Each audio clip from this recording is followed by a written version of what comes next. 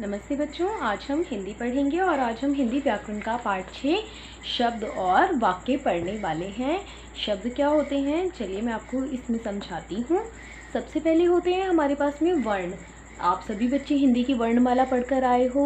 जब आप छोटी कक्षाओं में थे तो आपने अ से अंक तक, क से ज्ञ तक लिखना सीखा था, है ना। तो वो जो अलग अलग अक्षर होते हैं वो होते हैं वर्ण। जैसे कि देखो, मैंने यहाँ कुछ वर्ण यहाँ लिखे हैं, जैसे कि ब, न, त, कि, ता, ड़, पा, ए, पे, ब, का, र, ग, ज। तो ये देखो, जब ये अलग अलग लिखे हैं सब तो ये वर्ण है। क्या है ये? वर्ण है। वर्ण से मिला के हम शब्द बनाते हैं। वर्ण से मिला के हम क्या बनाते हैं? शब्द। अब जैसे कि देखो, मैंने यहाँ बनाती हूँ एक शब्द पै न पेन। देखो, मैंने यहाँ से एक पै वर्ण लिया और ना लिख दिया तो बन गया पेन। ये एक बिल्कुल सार्थक शब्द है जिसका कोई मतलब है पेन। पेन सुनते ही हमारे दिमाग में आ जाता है कि पेन पेन वो चीज़ होती है जिसे हम लिखते हैं। मतलब आपके माइंड में एक इमेज आ गई है ना, एक फ़ोटो आ गई। अब देखो, एक और शब्द मैं यहाँ से बनाती हूँ, जैसे कि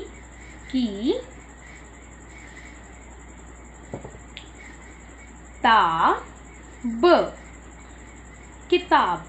अब देखो, मैंने यहाँ पे वर्णों से मिला के एक और शब्द बना दिया, किताब। किताब सुनते ही आप समझ जाते हो कि किताब वो होती है जिसे हम पढ़ते हैं, है ना। किताब वर्ड सुनते ही आपके माइंड में एक फ़ोटो आ जाती है कि किताब वो चीज़ है जिसे मैं पढ़ता हूँ या मैं पढ़ती हूँ। ठीक है। और मैं एक शब्द बनाती हूँ इन वर्णों को मिला के, जैसे कि र, ब, ड़ा, रबड़। अब रबड़ को सुनते ही आपको पता है, आपके दिमाग में एक फ़ोटो आ गई कि रबड़ वो चीज़ होती है जिसे हम मिटाते हैं, है ना, जिसे हम इरेज करते हैं कुछ गलत हो जाने पर।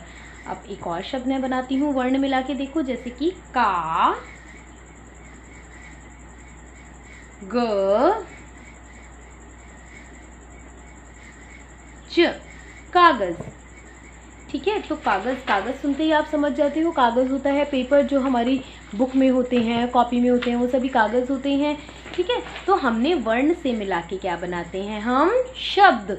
वर्ण से मिला के क्या बनाते हैं बच्चों? शब्द। और शब्द ऐसा होना चाहिए जिसका कोई अर्थ हो, कोई मीनिंग हो, जिसको सुन के आपके दिमाग में कोई फ़ोटो आए कि हाँ ये शब्द होता है। जैसे गिलास, मैंने आपको बोला गिलास, तो आपको मालूम है कि गिलास वो होता है जिसमें हम पानी पीते हैं।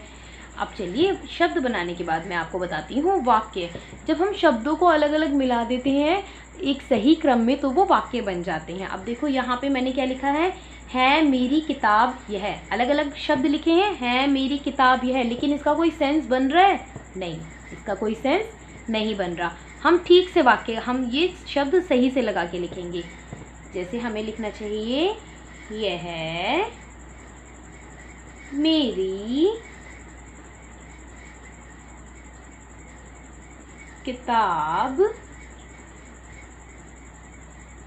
है। यह मेरी किताब है। अब ये देखो, और जब हमारा वाक्य खत्म होता है तो हमें ये लगाना चाहिए पूर्ण विराम। क्या लगाना चाहिए?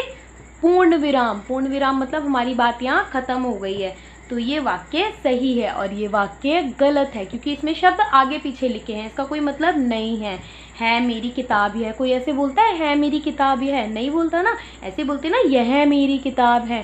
ठीक है। तो आपको सही लाइन बोलनी होती है जिसको वाक्य कहते हैं, और वाक्य खत्म होने के बाद में हम लगाते हैं पूर्ण विराम। ठीक है। ये लाइन लगा दी, इसका मतलब हमारा वाक्य यहाँ खत्म हो गया।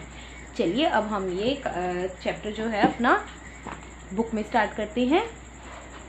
सभी बच्चे पार्ट 5 निकालेंगे, शब्द और वाक्य, और आज की यहाँ डेट डालेंगे। अब जैसे मैंने आपको बताया कि वर्णों के मेल से शब्द बनते हैं, यानी अलग अलग वर्ण जब हम मिला देते हैं, जैसे यहाँ पे कलम कलम मिलाया तो एक कलम नाम का एक कलम जो है शब्द बन गया। ठीक है। और वर्णों में मात्रा लगाकर भी शब्द बनते हैं, जैसे कि गुलाब, यहाँ ऊ की मात्रा लगी है, भालू, यहाँ आ और ऊ की मात्रा लगी है, पेड़ में ए की मात्रा लगी है, और दो जुड़े व्यंजनों से भी शब्द बनते हैं। ये हमने अपना जो पार्ट 5 है महात्मा और चूहिया, अपनी वाटिका पुस्तक का किया था, उसमें भी हमने किया था कि जब दो वर्ण मिल जाते हैं तो उन्हें दो जुड़े व्यंजनों से बने हुए शब्द कहते हैं ना। जैसे इसमें आधा ला और पूरा ला है, इसमें आधा ता और पूरा ता है। इस तरह के शब्द में हमने महात्मा और चूहिया वाले पार्ट में, पार्ट 3 के अभ्यास कार्य में किए थे। आप सभी बच्चों को ज़रूर याद होगा। तो चलिए यहाँ कुछ और शब्द और वाक्य हैं जो मैंने आपको बताए हैं कि जो शब्द हैं वो सही क्रम में लिखे होने चाहिए। जैसे यहाँ लिखा है अजय हॉकी खेलता है, तो ये बिल्कुल सही है। और अगर हम लिखते हॉकी है खेलता अजय, तो ये गलत होता। देखो यहाँ पूर्ण विराम भी नहीं लगा और जो शब्द है वो आगे पीछे लिखे हैं गलत तरीके से, तो इसका कोई मतलब नहीं है, इसका मतलब है।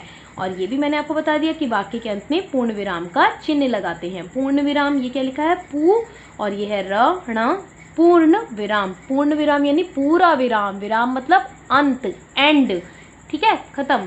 और ये रा का एक प्रकार है, हमने पिछले वाले पार्ट में रा के प्रकार पढ़े थे, ठीक है। तो ये पूर्ण विराम का चिन्ह है।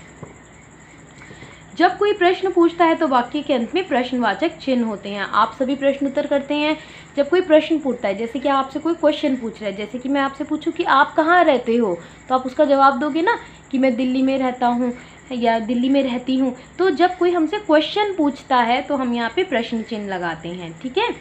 जैसे कि कौवा कहाँ है, इसका हमें जवाब देना पड़ेगा ना कि कौवा पेड़ पर है।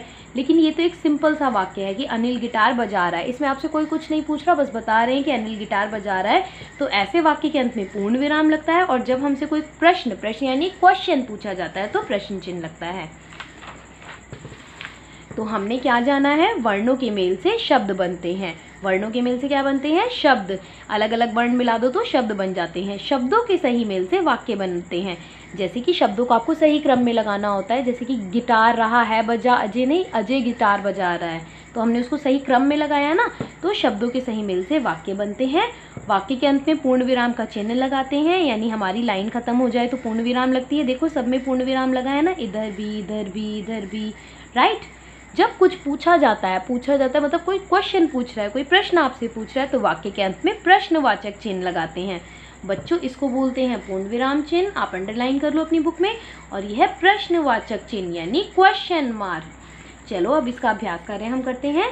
सही वर्णों से चित्रों का नाम लिखो, यानी अलग अलग चित्र आपको वर्ण दिए हैं और चित्र पहचानो, ऊपर से शब्द वर्ण ढूंढ के आपको शब्द बनाने। जैसे देखो ये शेर है, तो मैंने यहाँ से शे और र मिला के शेर लिख दिया। ये गन्ना है, तो मैंने यहाँ से ग और आधा ना पूरा ना आ की मात्रा गन्ना, क्या है गन्ना। ना की दो बार आवाज आ रही है ना, इसलिए आधा ना और पूरा ना।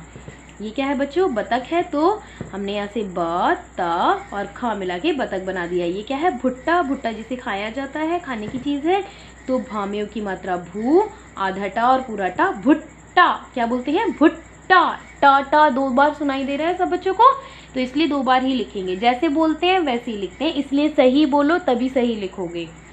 वर्णों को उलट पुलट कर सही शब्द बनाओ। मतलब देखो वर्ण बेटा आगे पीछे लिखे हैं जिनका कोई मतलब नहीं होता। अब जैसे यहाँ लिखा है ड़ा चड़ी खी, चड़ी खी कुछ होता है चड़ी खी, आपको सुन के इसके दिमाग में कोई आपकी फोटो आई नहीं आई, लेकिन हम इसको ठीक करके जब लिखेंगे तो ये बन गया खिचड़ी। खिचड़ी, खिचड़ी सुनते ही हमें समझ में आ गया जो दाल चावल की बनती है जिसे हम खाते हैं, ठीक है।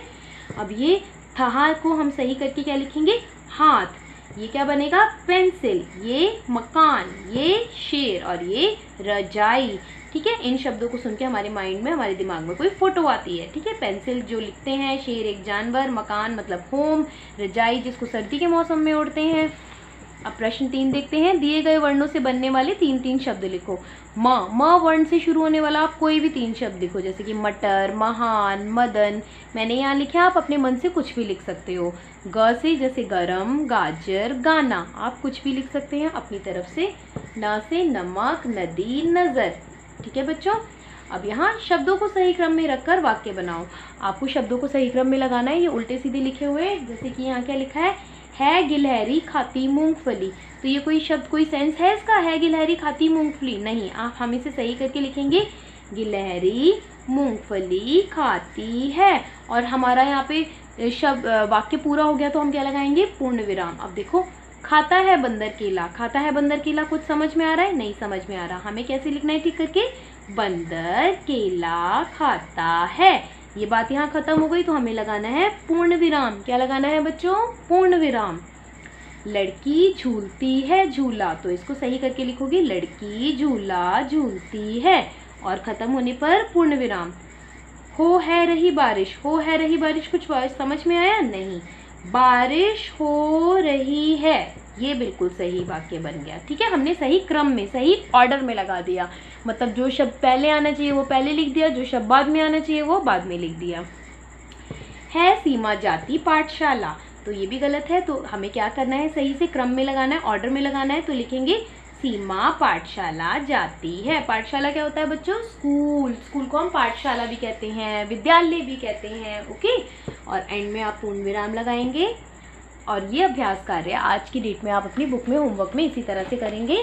इस पाठ के प्रश्न उत्तर मैंने कॉपी में लिखे हैं, आपको भी इस तरह से कॉपी में लिखने हैं। पाठ 5 शब्द और वाक्य। पहला प्रश्न है शब्द कैसे बनते हैं, तो हमें पता है वर्णों के मेल से शब्द बनते हैं। मेल मतलब कि मिलाना, मिला के, वर्णों को मिला के शब्द बनते हैं। वाक्य कैसे बनते हैं, शब्दों के सही मेल से वाक्य बनते हैं, यानी शब्दों को सही सीक्वेंस में रखना। मेल मतलब सही तरह से मिला के लिखना, उससे वाक्य बनता है। यानी छोटे छोटे वर्णों से शब्द बनते हैं और बहुत सारे शब्द मिला के वाक्य बनते हैं। वाक्य को हम इंग्लिश में सेंटेंस कहते हैं। वाक्य के अंत में क्या लगाते हैं, तो आपको लिखोगे वाक्य के अंत में पूर्ण विराम का चिन्ह लगाते हैं। पूर्ण विराम का चिन्ह, चिन्ह में आधा ह, ये हा के नीचे एक छोटी सी लाइन है, इसे हलंत बोलते हैं। तो चिन्ह मतलब कि निशान, पूर्ण विराम का चिन्ह लगाते हैं। ब्रैकेट में आप पूर्ण विराम लगा भी देंगे इस तरह से। तो आज का आपका बच्चों यही होमवर्क है। आप ये वाला अभ्यास कार्य बुक में करेंगे बच्चों, और ये क्वेश्चन आंसर अपनी कॉपी में करेंगे। अपना ध्यान रखिए, सभी बच्चे घर में रहिए, अच्छी सी पढ़ाई करिए, कोई भी अपना वर्क पेंडिंग नहीं छोड़ना है। साथ के साथ दिए हुए होमवर्क को याद भी ज़रूर करना है। ठीक है बच्चों, चलिए अब हम अपनी अगली कक्षा में मिलेंगे। धन्यवाद।